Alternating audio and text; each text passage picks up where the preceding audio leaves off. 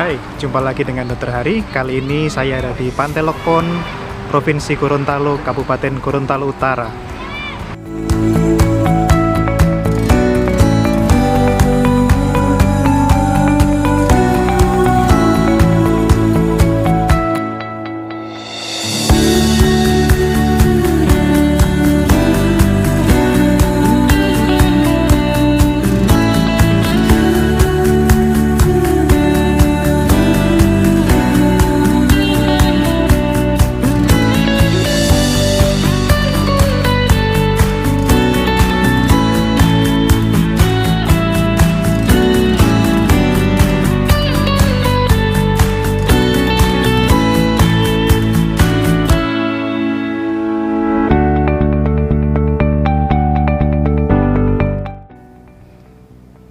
Oke, sekarang kita sudah kembali ke studio.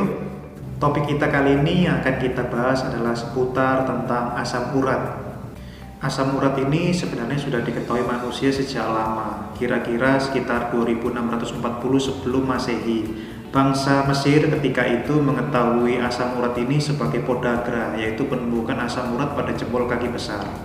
Nah, pada abad kelima, Bapak Hippocrates waktu itu melihat penyakit ini sering diterita oleh orang kaya. Jadi beliau menyebutnya sebagai arthritis of the rich. Nah, beliau juga melihat ada hubungan antara makanan yang dikonsumsi orang-orang kaya ini dengan konsumsi alkohol mereka. Ternyata sering menyetuskan penyakit yang kita sebut adalah asam urat ini dengan nama lain gout. Seperti itu. Sebelum kita membahas lebih lanjut, mungkin Anda pernah melihat gambar seperti ini. Seperti ini. Bila Anda sudah pernah melihat gambar-gambar seperti itu, atau mungkin Anda menderita seperti itu, itulah yang kita sebut sebagai TOFUS. Kapan terakhir Anda ke laboratorium untuk memeriksakan lab? Yang salah satunya untuk pemeriksaan asam urat ini. Pernah enggak Anda melihat hasil lab yang Anda terima waktu itu menunjukkan hasilnya tinggi atau melewati batas normal? Atau pernahkah Anda merasa nyeri pada sendi jempol kaki Anda, terasa merah dan dibuat berjalan rasanya susah? Bila Anda pernah merasakan nyeri seperti itu di jempol kaki, mungkin Anda pernah merasakan yang namanya penyakit gout ini, atau lebih lengkap namanya adalah gout arthritis. Gout arthritis adalah penyakit radang persendian yang terjadi penumpukan kristal monosodium urat pada cairan sinovial dan sekitarnya. Penyakit asam urat ini lebih banyak diderita oleh laki-laki dibandingkan perempuan, dan semakin bertambahnya umur, tingkat kejadian asam urat ini meningkat. Selain itu, asam urat ini juga meningkat pada orang-orang yang sering mengkonsumsi seperti jeroan, daging merah, dan minuman-minuman atau makanan yang manis yang mengandung fruktosa. Pemeriksaan hasil darah yang menunjukkan kadar asam urat lebih dari 6,8 kadang menimbulkan gejala nyeri atau kadang bahkan tidak menimbulkan nyeri. Itu yang kita bisa bilang sebagai asimptomatik hiperuriksemia, yaitu tidak menimbulkan gejala. Tetapi apabila sudah menimbulkan gejala, itu yang biasa kita sebut sebagai gout arthritis akut. Serangan gout akut ini terkadang menyerang pada persendian monoartritis atau yang biasa kita bilang sebagai sendi tunggal, terutama pada misalnya jempol kaki, persendian jempol kaki. Dan biasanya gejalanya yang ditimbulkan adalah nyeri, panas, bengkak, dan susah digerakkan. Tetapi tidak kemungkinan juga bisa menyerang sendi-sendi lain. Apabila penyakit ini tidak diobati dan berlanjut, biasanya setelah beberapa lama akan terjadi kerusakan sendi, dan itu akan muncul sebagai TOFUS. Umumnya apabila sudah menjadi TOFUS ini, pergerakan sendi akan berkurang, dan itu akan mengganggu aktivitas pasien-pasien yang mengalami penyakit ini.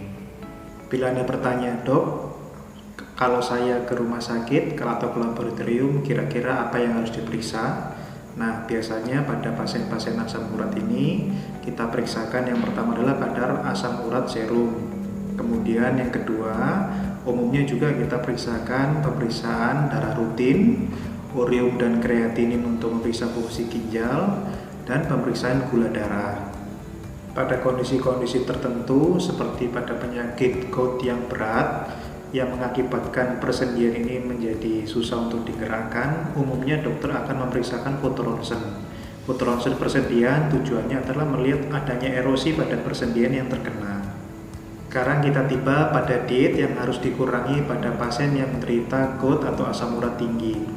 Makanan pertama yang harus dihindari adalah makanan yang tinggi purin. Contohnya adalah jeroan, hati, atau ampela. Kemudian minuman beralkohol. Apabila untuk laki-laki lebih dari 2 kali minum pada 1 hari, itu sebaiknya dihindari. Untuk makanan yang dikurangi, contohnya adalah makanan yang daging merah seperti daging sapi, daging kambing, daging domba. Kemudian makanan yang tinggi atau manis, tinggi fruktosa. Yang kelima, makanan yang berasal dari laut, contohnya udang, cumi, kepiting, lobster, tiram, itu seharusnya dikurangi. Saat terjadi serangan GOUT, sebaiknya Anda disarankan untuk mengkonsumsi banyak minum air sebanyak 8-16 gelas sehari. Kondisi dehidrasi akan memperberat serangan GOUT Anda. Apabila Anda menderita serangan GOUT akut, sebaiknya Anda memeriksakan diri Anda ke dokter, dan dokter akan memberikan Anda obat-obatan untuk mengurangi nyeri. Dan umumnya, biasanya dokter akan memberikan juga edukasi terkait makanan yang boleh dan dihindari pada saat terjadi serangan GOUT akut. Nah, kemudian target penurunan untuk asam urat adalah kurang dari 6, dan apabila Anda menderita GOUT yang kronis, sebaiknya kadar asam urat Anda adalah kurang dari 5. Pemantauan asam urat pada kondisi awal sebaiknya diperiksakan setiap 2-4 minggu.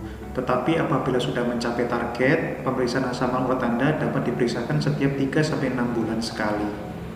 Nah, setelah Anda mendengarkan informasi tadi, saya harap informasi ini dapat berguna bagi Anda.